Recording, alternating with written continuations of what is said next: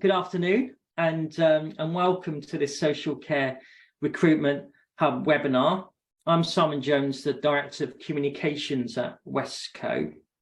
And for colleagues just joining us, we are recording this meeting, and the purpose of that is just to ensure that as many people can access the event as possible if they're not able to make it now. And for those that are new to this meeting, I think this is probably the third or fourth time we've met as a kind of social care recruitment hub group. And the purpose of the hub is to share insight, knowledge, and campaign tools to help social care recruitment, to help councils recruit social care workers in their own area.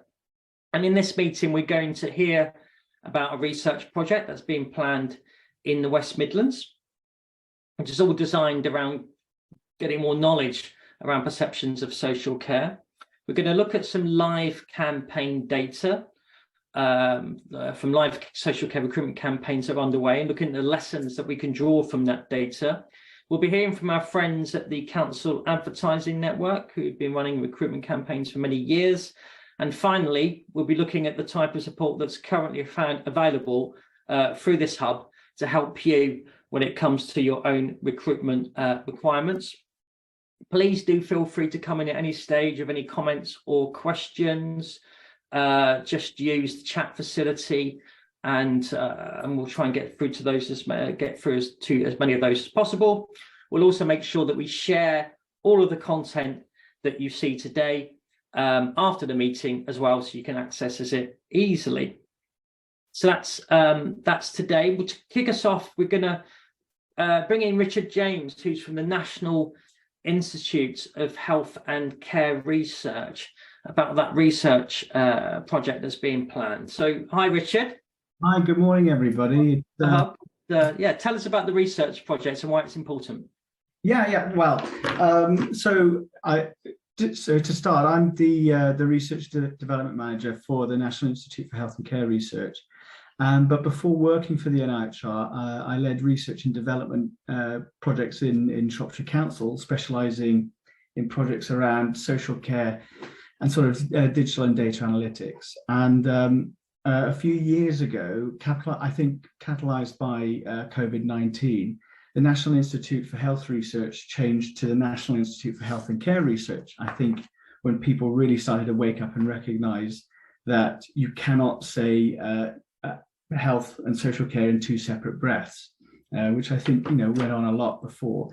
And during COVID, people were able to see how health and social care were inextricably linked, and decisions made by people that didn't understand that had really dire consequences. And the reason I say that is because of, I don't know if anyone's seen some of the news today about the recommendations made to Matt Hancock about testing people before they go into care homes. And that wasn't done. And as a result, there were, I think, 17,000 deaths. And this is where research comes in, because sometimes decisions like that are made not because there is evidence to say it's a good idea, but because there is a lack of evidence to say it's a bad idea. And this is something that adult social care especially suffers from, especially when you compare it to health, who have vast research and evidence resources. I think the app name is the Cinderella service, I think, for adult social care. It's a second thought when it should be a combined thought. And with good research, it's not possible to be willfully ignorant with no consequences if the evidence is clear and credible. And more adult social care research and evidence means a more powerful voice for the sector and decision makers who, coming from that background, I know have really, really struggled. I mean, we've been advocating for pretty common sense decisions which have been ignored to huge frustration, especially from the work I've done with ADAS, absolutely immense frustration. And it's important to say, though, at this point, because the idea of doing adult social care research can be quite daunting, especially when it's compared to like cancer research and the Heart Foundation and what have you. But the health sector's had a 20-year plus jump on sort of building research infrastructure and culture and momentum and resource. But as a result of COVID, it's created this very rare opportunity where a huge amount of focus and attention is being put on adult social care, and now is a brilliant time to kind of seize that opportunity. There is the size of that opportunity is about £1 billion worth of funding just from the NIHR alone, and the purpose of the NIHR, which basically no one I've spoken to has heard of, the purpose of the NIHR is to support the development and delivery of research, and as of 2 years ago, it now has an obligation to its obligation is stretched from clinical research to wider settings like social care, which is where I came from. So for me, doing research attracted funding to build a team and resource projects that made life easier for people commissioning and delivering care, and led to better outcomes for people receiving care. What's unfortunate for social care especially is, unlike healthcare, it doesn't really have a mature research infrastructure, but this can be developed if there is demand for it. So long story short, this is where CAN comes in the work that we're doing. So in order to tap into this research funding, there has to be clear evidence that there is a demand for it, and that organizations like local authorities are capable and willing to do the research. So if local authorities are saying, we can do it, we want to do it, and we know our community is backing this, you unlock quite a substantial amount of funding and resource to start developing brand new capabilities. So this is why I started working with CAN, because in order to tap into to this funding, we had to answer these two questions, and we're doing it in a pretty new and innovative way. For clinical trials, it's easy because you have a captive audience in GP surgeries and hospitals, but for social care, we're talking about the whole wider community. So for this project, CAN has developed a survey that asks only one question, because I think people are asked far too many questions far too often. And that question is, do you think there should be more research in adult social care, yes or no? And from this survey, this survey can only really be promoted by local authorities. And so if this is done successfully, this will tell us how many people are for and against research in a given community. This will give us a measure of demand, and it will also help us understand what local authorities or what organizations are engaged, and it will give us clues on how to engage better. This is what we want to do. Our target is to get 1,000 responses, full stop. We're focusing on the West Midlands at the moment, but we want to get 1,000 responses from people who are interested in taking part in research. And once we have that, we will have created the biggest panel of people ever involved in research into social care. And once we've got that, which is a colossal achievement to start with, we can then start to ask some really, really interesting questions to get some brilliant insights and kind of give credence to some of the arguments that decision makers and people in social care have been trying to make for a long time now.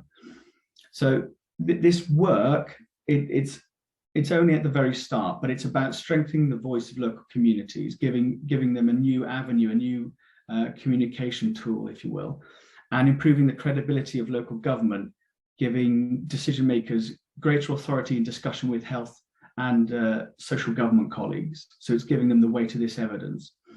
And if this work can demonstrate a demand for social care research by communities and engagement and enthusiasm from local government, it builds a really strong case for new and additional funding to resource the development of your own research capabilities. So that it's a lot of blah, but basically we're trying to say, yes, there is a demand for research. Yes, local authorities can do it and they want to do it. And here's the evidence. Now let's start to fund and resource this work. The idea is to give local authorities significantly greater power in terms of negotiating with central government and when sat around the table with health colleagues. Sometimes, the voices are the health voices drown out social care, which is incredible when you consider what social care has done for health and for our communities during COVID. That work hasn't disappeared. We just need to prove it. That's a long ramble. I'm really sorry. No, that's great, Richard. I mean, obviously a really, really important project. Is there an ask for people on this group, or can people on the call get involved or hear about it more? How do they contact you? Yes. So I suppose the ask is, well, yes, people can get in contact. We'll share the contact details after the call. And the ask would be to use those contact details. One of the things that we want to try and demonstrate is a demand for this research, or even a lack of demand. So if you are interested in this, please get in touch to say what you're interested in, or if you're interested. And if you are not interested, or you think this is a massively terrible waste of time, also please email me, because this is really important. There is an element of that which is completely unprovable at the moment. So if people say, no, I think our time could be better spent elsewhere, that would be extremely helpful for me as well. So if you love it or hate it, please get in touch with me after this. That would be a massive help. And if you want to take this conversation further, we can strike up a conversation. So that would be my ask. Please get in touch with you like the idea or whether you hate the idea. Brilliant. Thank you, Richard. And there you go. There's your email address in the chat facilities. You know how to contact. So yeah, thank you very much. A really important project there. And we're going to keep with the theme of research, because I'm now going to introduce our own, Westco's own research supremo, Rishi Morton, who's been looking at some of the live social care recruitment campaigns that are underway and drawing lessons from some of the data that's coming into us. Rishi, over to you. Brilliant. Thank you, Simon. So yes, I am going to talk to you about some of the social care campaigns we're running, and some of the kind of initial insights we've gained from running them. So I'm just sharing with you some dashboards I pulled together of our campaign. So a quick background, quick bit of context. What we're doing is we're working with Can to push out programmatic advertising to reach people and direct them to a microsite which hosts job applications and also information about the social care sector. And so far, you know, this data is constantly updating, but we've generated or Can have generated about 1.6 million impressions, 12,000 clicks, and we've received 3,000 visitors to our websites, which is great. And we've got some, and because of that, we've got some really interesting data and insights as a result. So what worked well? Well, firstly, because we have the microsite, we have this full funnel vision of the data. We can see our target audience's journey from the point when they see an ad on Facebook or Google or Snapchat, all the way to applications at the end of the process. So that gives us a lot of data, and it shows the full journey, which is great. And what we can see, and this is as expected, the majority of applications at the end of that process come from Can's programmatic advertising, which is what we would expect. They're the ones pushing people to that website. So people who reach that website and find the job applications are likely to have come from that. And we can see that Can accounts for 66% of the job applications on that website, and actually 50% of those come from search ads. And so I'm going to talk a bit more about why that's been so successful later, but also a good proportion, almost 1 in 5, are coming from Can's prospecting ads, which are the ads delivered on Facebook, Snapchat, YouTube as well.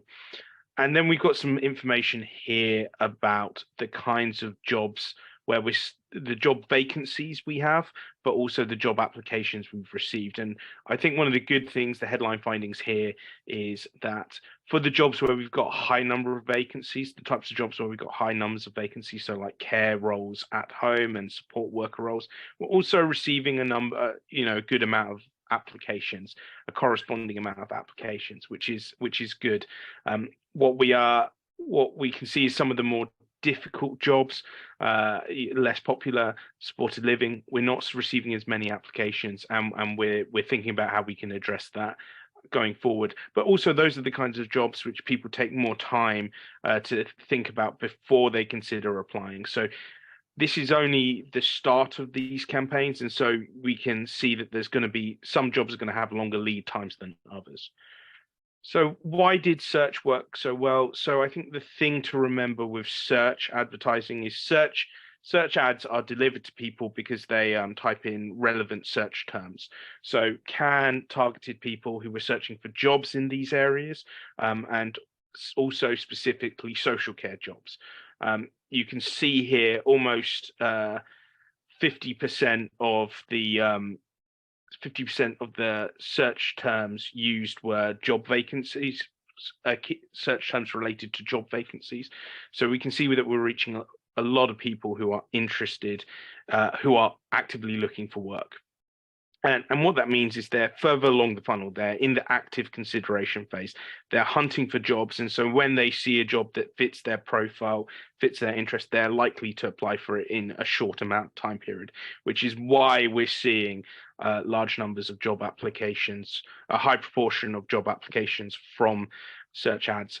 And so it's one of those quick wins. It's a really good tactic to get the ball rolling and start to fill vacancies. And it's probably something that's useful to have on all the time, because it also increases the efficiency and effectiveness of your offline channels as well, because people will then start searching for jobs and you'll capture them that way.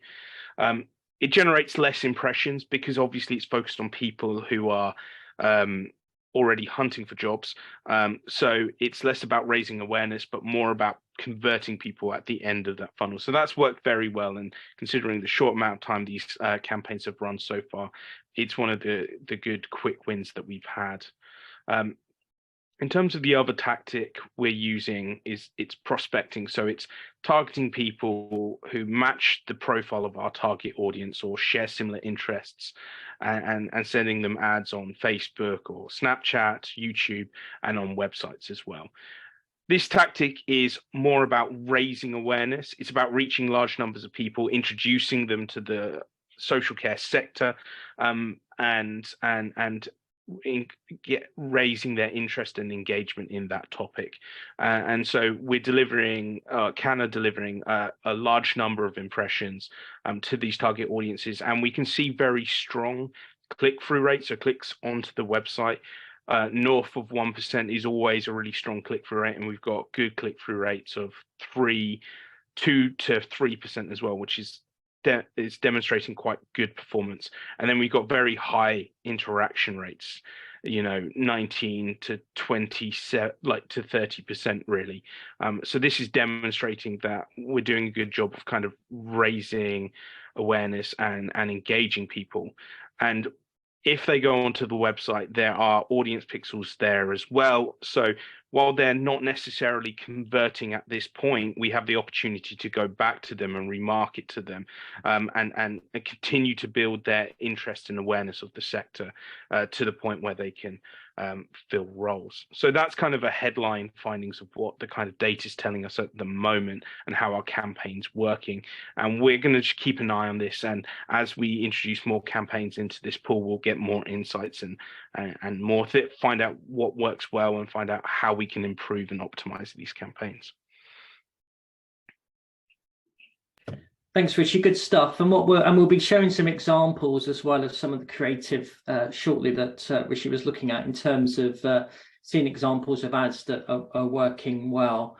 Okay, Richie, do you need to stop sharing now, or we'll just hand over to JP from the Council Advertising Network? I guess, JP, there's no real surprise. Well, any real surprises from you when it comes to that data? And it, to me, kind of underlines the importance of having the basics in recruitment campaigns, i.e. Google ads, search adverts, etc., and also potentially as well, I guess, remarketing to people that we're prospecting to. So once we know people are interested in a career in social care, that we can potentially remarket to those people multiple times. Yeah, absolutely. It's nice when something you expect might work does. But particularly, I was surprised by how strong search was. It's not surprising; it makes sense. People are down the bottom of the funnel, but it really was. 50% of the applications were coming from it. So we're now optimizing what we do around search in that field. It doesn't mean that search is everything, and we put all our budget into search, because we still need to get people who don't happen to be searching to be considering a career in care. But as you say, Simon, there are also those large audiences that we can then gently place a range of different opportunities in front of them. I know some of you may have may have a good understanding of how this works, but I thought it'd be worthwhile just quickly whizzing through what the rationale is for this approach. In short, media consumption's changed dramatically. What people consume and how they consume it has changed. Programmatic advertising enables you to buy very specific audiences, target using a whole range of data, and then create these programs that enable you to buy people at the right place at the right time. Compared to channels that are often used for recruitment, trade press, out of home, things like that, they actually provide quite quite high cost per interaction or per application. And we're zooming in on the things that get you the most quality applications for your budget. Westco have done a great job building these sites that I don't want to labour the point too much, but sometimes recruitment sites or public sector recruitment sites can be a little clunky. Every person that visits is valuable. Also, the ability to remarket can be blocked in some locations. These sites get over all those problems, and then you get the wonderful data from Rishi, all the way through to application on there. So building the sites, we're then driving people from a range of different locations. So people who are typing in search terms like apply for jobs in your area will see ads taken to that site.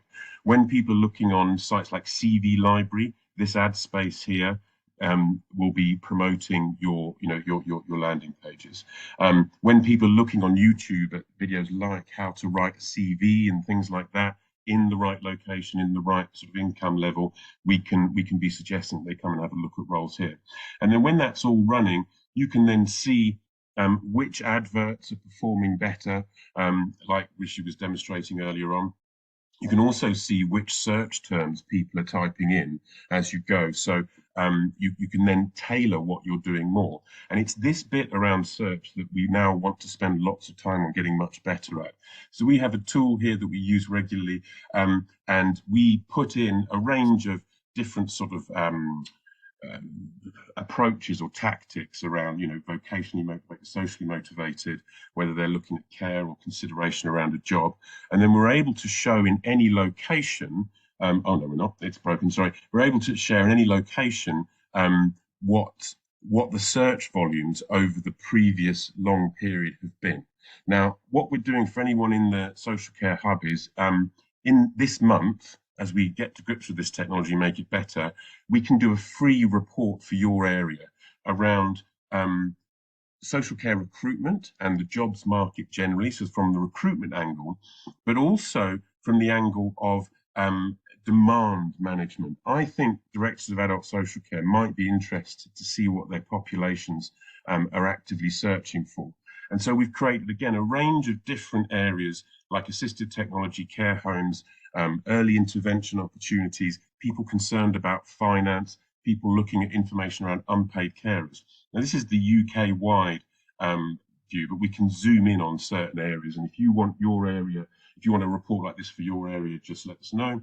But it helps you see what people are concerned about and what people are most frequently typing into search engines in your area, which might help influence what you choose to communicate about. You don't want to spend all your time zooming in maybe on finance when actually most people are looking at support for being unpaid carers. That can really help shape how you communicate and the narrative that you speak about in your local area. And from a very nerdy data point of view, it's just very interesting to zoom in on exactly what we're looking, what people are typing in, and what's coming back in terms of what's concerning people and maybe what you might need to plan for in the coming years in your location. We think that, yes, we can help on the recruitment side, but we're also very keen on helping you communicators and adult social care professionals, creating narratives that enable you to push up to central government, talk nationally about the challenges that the social care sector faces, which will obviously be helped massively by Richard's work and research, and also internally for communicators to be able to talk consistently to their populations about social care in the region. So if you want one of these, drop me an email. I'm going to stick my email address in the chat, and more than happy to schedule in a quick call. I'll actually pop a Calendly link in there, so you can just click on that and pick a time that suits you. That's it from me. If you have any questions, just let me know. Fantastic, JP. Thanks very much. A fantastic offer there to people on the call to just say, to get hold of your own local data and what people are searching for in your area in relation to social care, and say that data can easily be applied to recruitment campaigns and also used on a wider basis as well, which is what this hub is all about. It's about providing people with services and tools and insight and knowledge to help you in your own recruitment campaigns. I'm going to come on just to talk a bit more about that. Just share my screen if I may. Hopefully you can see this presentation. So what we're going to do, just talk a bit more now about some of the tools that are available from the hub to help you, as I say, plan and execute your own recruitment campaign. The reason why we've created this hub is that we want to provide councils and marketing teams with the kind of one-stop shop, really, where you can access content, campaign strategy, video content, as well as JP starts to mention as well. We've actually also built a recruitment platform, a website that councils can customize for their own area that will enable people to find out about job opportunities in their local area. And the whole point of this is what we're trying to do is to create all this content, all this strategy once, and then enable you to get hold of it at a much lower cost than it would be for you to build it on your own. So we build it once, provide it to many councils, share the cost around development, and therefore what we're doing is substantially bringing down the cost of creating your own campaigns, just by the ability to pool resources with multiple councils. So what we did, we've developed a campaign strategy, lots of content. Rishi mentioned that kind of funnel or behavior change model that we've applied.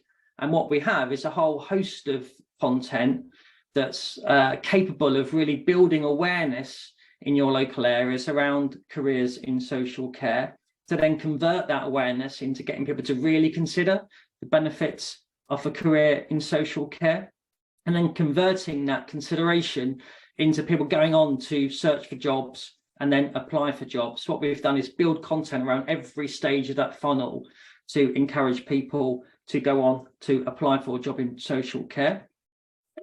Here's some examples of some of that content at the earlier stage of that customer journey. And what we've got here is a range of social media animations that build on the values connected with a career in social care, and why, and really hone in on those values and why those values are so important.